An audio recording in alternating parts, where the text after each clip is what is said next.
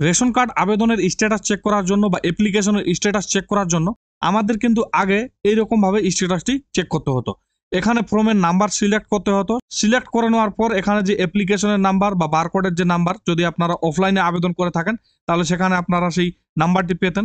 সেই নাম্বারটি এখানে বসাতে হতো, অথবা এখানে মোবাইল নাম্বার বসাতে হতো। যে মোবাইল নাম্বার দিয়ে আবেদন করা হতো সেই মোবাইল নাম্বারটি কিন্তু এখানে বসাতে হতো। এরপর এখানে ক্যাপচারটি বসিয়ে দেওয়ার পর সার্চ অপশনে ক্লিক করে দিলেই আমাদের স্ট্যাটাসটি আমরা দেখতে পেতাম বা স্ট্যাটাসটি দেখাতো।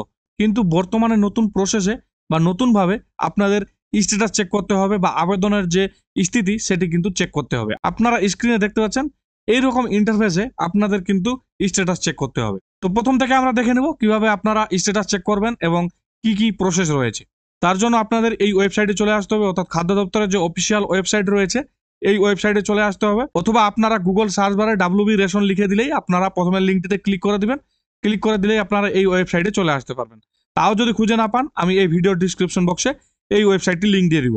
এরপরে আপনারা এখানে দেখতে পাচ্ছেন সিটিজেন্স হোম, এই অপশনটিতে আপনাদের ক্লিক করতে হবে। ক্লিক করে দেওয়ার পর আপনাদের সামনে এইরকম একটি ইন্টারফেস চলে আসবে। এরপরে যদি আপনারা স্ক্রল করে নিচে যান, স্ক্রল করে নিচে আসার পর এখানে আপনারা দেখতে পাচ্ছেন ইনকোয়ারি বা অনুসন্ধান।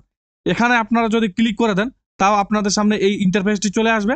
এবং আপনারা যদি স্ক্রল করে নিচে চলে যান, স্ক্রল করে নিচে আসার পর এখানে আপনারা দেখতে পাচ্ছেন check status of ration card application, এই অপশনটিতে যদি ক্লিক করে দেন তাও আপনারা এই ইন্টারফেসে চলে আসতে পারবেন বা এখানে চলে আসবে।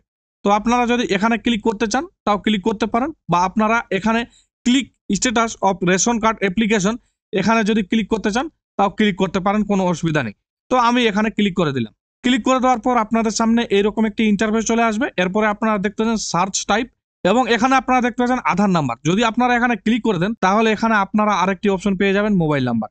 তো যাদের আধার কার্ড হয়নি, যাদের বার্থ সার্টিফিকেট রয়েছে, যারা মোবাইল নাম্বারের মাধ্যমে আবেদন করেছেন তারা এখান থেকে মোবাইল নাম্বার সিলেক্ট করে নেবেন এবং মোবাইল নাম্বারটি এখানে বসিয়ে দিতে হবে। এবং যাদের বয়স 5 বছরের উপরে এবং আধার কার্ড রয়েছে এবং আধার কার্ডের মাধ্যমে আবেদন করা হয়েছে তাদের ক্ষেত্রে এখান থেকে আধার কার্ড সিলেক্ট করে নেবেন এবং আধার কার্ডের নম্বরটি এখানে বসিয়ে দিতে হবে। অবশ্যই মনে রাখবেন, আপনি যদি মোবাইল নাম্বার দিয়ে আপনার স্ট্যাটাসটি দেখতে চান বা সার্চ করতে চান তাও আপনাকে ওটিপি সাবমিট করতে হবে। এবং আপনি যদি আধার কার্ড সিলেক্ট করেন তাহলে আপনার আধার কার্ডে যে মোবাইল নাম্বারটি লিঙ্ক থাকবে বা মোবাইল নাম্বারটি যুক্ত থাকবে সেই আধার কার্ডের মোবাইল নাম্বারে আপনার ওটিপি যাবে, সেই ওটিপিটি কিন্তু আপনাকে সাবমিট করতে হবে। তো আপনাদের ক্ষেত্রে যেটি হবে সেটি আপনারা এখান থেকে সিলেক্ট করে নেবেন। যদি আপনারা মোবাইল নাম্বার সিলেক্ট করেন তাহলে মোবাইল নাম্বারটি বসিয়ে দিবেন। মোবাইল নাম্বারটি বসিয়ে দেওয়ার পর এখানে আপনারা সার্চ অপশনে ক্লিক করে দিবেন। সার্চ অপশনে ক্লিক করে দিলে আপনাদের সামনে এইরকম একটি ইন্টারফেস চলে আসবে। এখানে বলা হয়েছে ইন্টার ওটিপি, অর্থাৎ আপনি যে মোবাইল নাম্বারটি বসালেন সেটিতে কিন্তু একটি 4 সংখ্যার ওটিপি চলে এসেছে, সেই ওটিপিটি কিন্তু আপনাকে বসাতে হবে। অর্থাৎ আপনার মোবাইলে যে ওটিপিটি আসবে সেই ওটিপিটি আপনি এখানে বসিয়ে দিবেন। ওটিপিটি বসিয়ে দেওয়ার পর আপনারা এখানে দেখতে পাচ্ছেন সাবমিট ওটিপি, এই অপশনটিতে আপনাদের ক্লিক করে দিতে হবে। ক্লিক করে দেওয়ার পর আপনাদের সামনে এরকম একটি ইন্টারফেস চলে আসবে। এখানে বলা হয়েছে চেক অ্যাপ্লিকেশন স্ট্যাটাস। এখানে আপনারা দেখতে পাচ্ছেন Aadhaar number, mobile number, current status, application source, application type, submit date, এবং এখানে আপনারা দেখতে পাচ্ছেন ভিউ, এবং এখানে আপনারা দেখতে পাচ্ছেন নো ডাটা ফাউন্ড। অর্থাৎ আমি যে মোবাইল নাম্বারটি দিয়ে দেখছি সেই মোবাইল নাম্বারটির ক্ষেত্রে কোনো কিছু আবেদন করা নেই, সেই ক্ষেত্রে কিন্তু এখন এখানে নো ডাটা দেখাচ্ছে।